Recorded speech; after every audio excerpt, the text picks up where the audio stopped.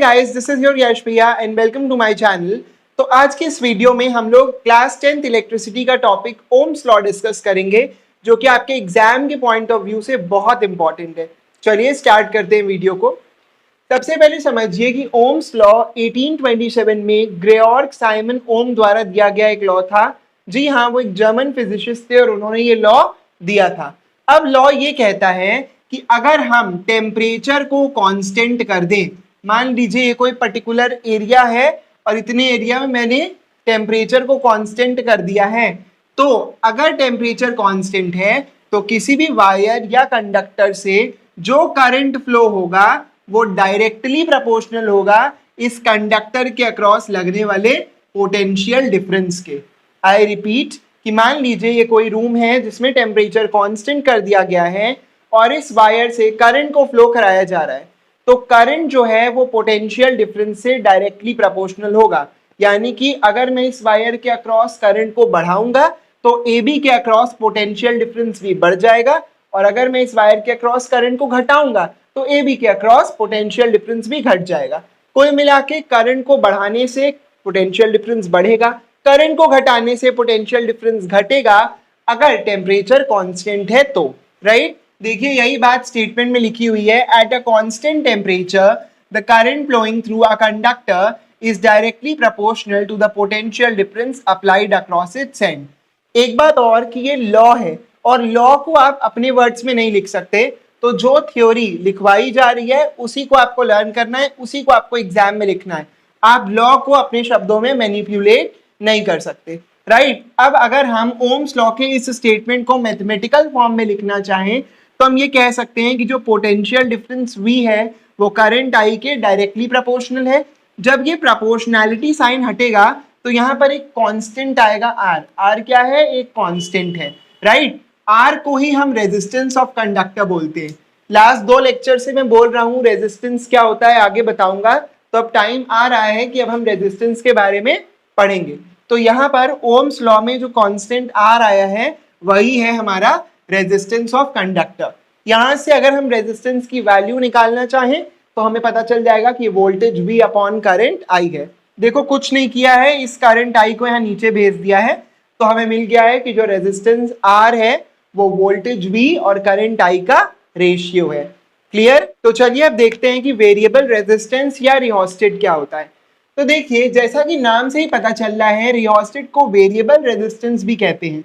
Variable resistance का मतलब है कि ये किसी भी सर्किट में रेजिस्टेंस को वैरी कराता है ना। अब देखो रेजिस्टेंस को वैरी कराने से होगा क्या। आप ओम्स लॉ से पढ़कर आए हैं कि जो वोल्टेज अपॉन करंट है वो रेजिस्टेंस के बराबर होता है। अगर मैं रियोस्टेट की हेल्प से रेजिस्टेंस को चेंज कराऊं, घटाऊं या बढ़ाऊं, तो करंट भी अपने आप घटेगा या बढ़ेगा? होगा कि नहीं होगा? भाई रेजिस्टेंस को घटाने से करंट बढ़ जाएगा और रेजिस्टेंस को बढ़ा देने से करंट घट जाएगा, क्योंकि दिख रहा है रेजिस्टेंस करंट के इनवर्सली प्रोपोर्शनल है।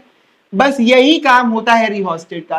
रियोस्टेट किसी भी सर्किट में रेजिस्टेंस को वैरी कराता है, और जब रेजिस्टेंस वैरी करता है तो करंट अपने आप चेंज होता रहता है। एक बार रीड कर लेते हैं। It is a device used to change the current flowing in a circuit by changing the resistance without varying the potential difference. मतलब रेजिस्टेंस और करंट तो चेंज होंगे लेकिन पोटेंशियल डिफरेंस वैरी नहीं करेगा। राइट, अब देखो आप लोग आजकल के बच्चे हो तो आप लोग को मेरा बताया हुआ सही नहीं लगता होगा, है ना। आपको लगता होगा कि अगर कोई एक्सपेरिमेंट लैब में करके दिखा देते तो सर जो बोल रहे हैं हम मान लेते। तो ठीक है भाई, हम लोग लैब में ओम्स लॉ को अब वेरीफाई करना सीखेंगे कि अगर कभी आपको लेबोरेटरी में ले गए और बोला गया ओम्स लॉ को वेरीफाई करके दिखाओ तो आप किस तरीके से वेरीफाई कर सकते हो। तो सबसे पहले उसके लिए ये सर्किट डायग्राम आपको मालूम होना चाहिए। इस सर्किट डायग्राम में सबसे पहले देखिए अमीटर लगा है। यह अमीटर सर्किट में करंट को मेजर करेगा। इसके अलावा यहाँ पर एक वायर लगी हुई है, ठीक है। वायर के पैरेलल में वोल्ट मीटर लगा है जो कि पूरे सर्किट में पोटेंशियल डिफरेंस या वोल्टेज मेजर करेगा। यहाँ नीचे बैटरी लगी है, इसके बगल में स्विच लगा है। जैसे ही स्विच क्लोज हो जाएगा तो सर्किट कंप्लीट हो जाएगा और करंट फ्लो होने लगेगा। और यहाँ पर रियोस्टेट लगा है। रियोस्टेट क्या करेगा? रेजिस्टेंस को वैरी कराएगा, ठीक है। रेजिस्टेंस वैरी करेगा तो करंट अपने आप चेंज होगा। अब देखो, जब तुम लैब में जाओगे तो इस रियोस्टेट की हेल्प से बार बार रेजिस्टेंस को चेंज करोगे, और रेजिस्टेंस को चेंज करोगे तो करंट अपने आप चेंज होगा। तो डिफरेंट वैल्यूज ऑफ करंट पर जो different values of potential difference आपको मिलेंगी उन्हें आप एक टेबल में रिकॉर्ड करेंगे, बिल्कुल वैसे जैसे आपको स्क्रीन पे दिख रहा है। जब इस तरह की आप एक टेबल बना लोगे जिसमें डिफरेंट वैल्यूज ऑफ करंट है, जिसमें different values of potential difference है, तो उसके बाद आप पोटेंशियल डिफरेंस और करंट का ग्राफ बनाओगे। अगर पोटेंशियल डिफरेंस और करंट का ग्राफ एक स्ट्रेट लाइन आ गया जैसा कि यहाँ स्क्रीन पे दिख रहा है, तो मान लेना कि ये जो भी सब्सटेंस है वो हमारा ओम्स लॉ को वेरीफाई कर रहा है, ठीक है। और अगर मान लो पोटेंशियल डिफरेंस और करंट के बीच का ग्राफ एक स्ट्रेट लाइन नहीं आया जैसे कि नीचे दिख रहा है, तो मान लेना कि हमारा जो भी सब्सटेंस है वो ओम्स लॉ को वेरीफाई नहीं कर रहा, ओम्स लॉ को ओबे नहीं कर रहा है, ठीक है। तो इस आधार पे दो तरीके के कंडक्टर्स होते हैं। पहले होते हैं ओमिक कंडक्टर्स। ओमिक कंडक्टर्स वो हैं जो कि ओम्स लॉ को फॉलो करते हैं, ओम्स लॉ को ओबे करते हैं, ठीक है। इनके लिए पोटेंशियल डिफरेंस और करंट का ग्राफ या वी आई ग्राफ हमेशा एक स्ट्रेट लाइन होगी। बात समझ में आ रही है? इसके एग्जांपल्स हैं कॉपर, नाइक्रोम, बाकी जितने भी मेटल्स हैं जैसे एल्यूमिनियम एटसेट्रा, ठीक है। और नॉन ओमिक कंडक्टर्स वो हैं जो कि ओम्स लॉ को वेरीफाई नहीं करते हैं। इनके लिए पोटेंशियल डिफरेंस और करंट का ग्राफ कभी भी एक स्ट्रेट लाइन नहीं होगी, ठीक है। या तो वो एक कर्व्ड लाइन होगी, और अगर स्ट्रेट लाइन हुई तो वो ओरिजिन से पास नहीं करेगी। आपको दिख रहा होगा इस वाले ग्राफ में स्ट्रेट लाइन बन रही है, लेकिन फिर भी ये नॉन ओमिक कंडक्टर का ग्राफ है, क्योंकि यहाँ पर जो स्ट्रेट लाइन है वो ओरिजिन से पास नहीं कर रही है। अगर यही स्ट्रेट लाइन ओरिजिन से पास कर जाएगी तो ओमिक कंडक्टर का ग्राफ बन जाएगा। नॉन ओमिक कंडक्टर के एग्जाम्पल में सेमीकंडक्टर्स आ जाते हैं जैसे सिलिकॉन, जर्मेनियम, इसके अलावा डायोड्स होते हैं, ये सब क्या है? नॉन ओमिक कंडक्टर्स हैं। क्लियर? अब चलिए कुछ ओम्स लॉ के ऊपर न्यूमेरिकल करके देख लेते हैं। तो चलो भाई मेरे चांद सितारों, देखो पहला क्वेश्चन क्या कह रहा है। तो पहला क्वेश्चन है कि when a 12 volt battery is connected across an unknown resistor there is a current of 2.5 milliampere in the circuit, find the value of resistance. कह रहा है कि जब एक 12 वोल्ट की बैटरी ली गई है और उसको एक अननोन रेजिस्टर के साथ कनेक्ट कर दिया गया है, अगर ऐसा करने पर 2.5 मिली एम्पियर का करंट सर्किट में फ्लो हो रहा है, तो हमें निकालना है कि रेजिस्टेंस कितना होगा। तो पहले गिवन वैल्यूज लिख लेते हैं। वोल्टेज गिवन है 12 वोल्ट, इसके अलावा देखिए करंट गिवन है 2.5 मिली एम्पियर।